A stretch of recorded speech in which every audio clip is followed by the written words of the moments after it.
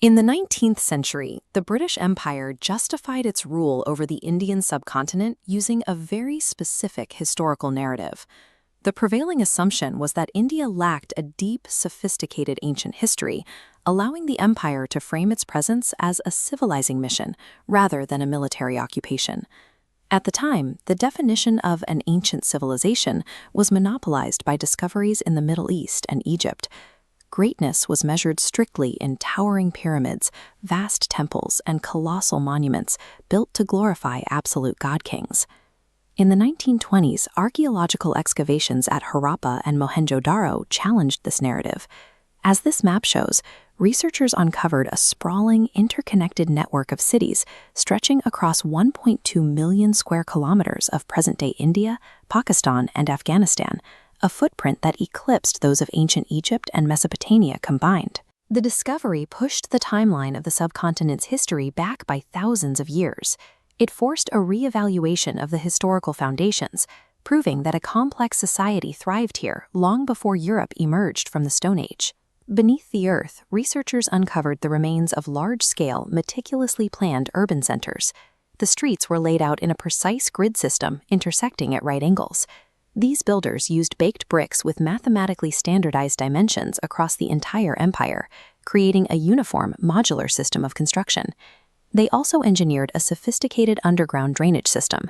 Domestic wastewater was managed through vertical pipes in home walls that connected to enclosed street drains, a level of sanitation that would not be seen again for centuries. Yet, as archaeologists dug deeper to find the leadership behind this engineering, they encountered a void. Beyond the infrastructure, the sites failed to yield the typical hallmarks of an ancient superpower. The true mystery of the Indus Valley is defined by this evidentiary gap.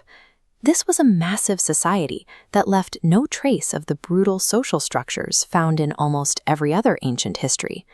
Across over 1,000 excavated sites, researchers have found no massive royal tombs, no grand palaces, and no monuments built to celebrate the power of a single monarch. Instead, the largest civic structures served the public. This is the Great Bath at Mohenjo-Daro, a waterproofed brick structure designed for communal use rather than royal luxury. Housing across these cities remained remarkably uniform in size.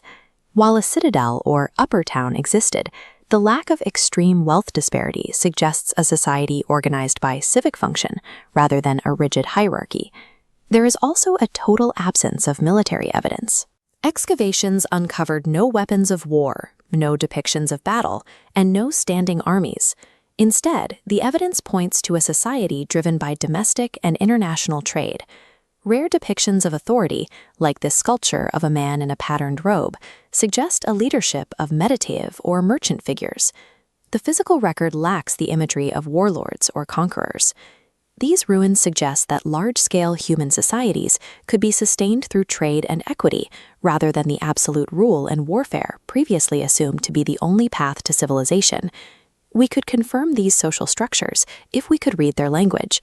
The civilization possessed a highly developed writing system that remains entirely undeciphered. Found on steatite trade seals, the script pairs symbols with motifs like this unicorn. It reads right to left, spaced comfortably on the right, but cramped on the left. With over 400 characters, it is logosyllabic. Each symbol represents a full word or sound.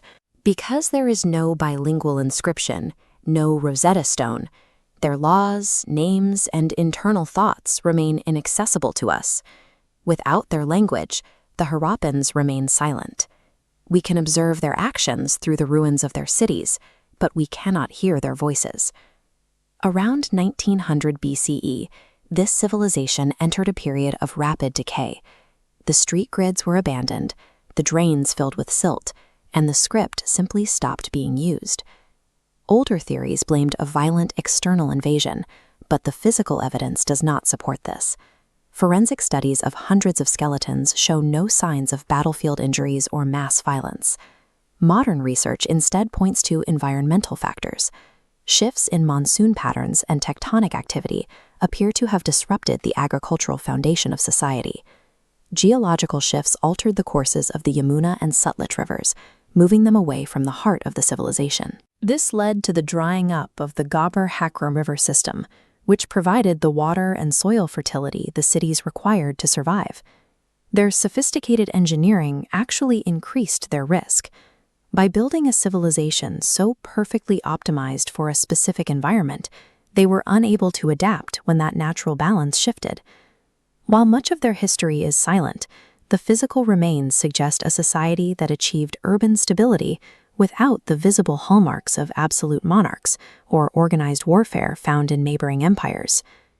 The eventual erasure of the Indus Valley is a reminder that no society, regardless of its engineering or social cohesion, is immune to the long-term forces of nature and time.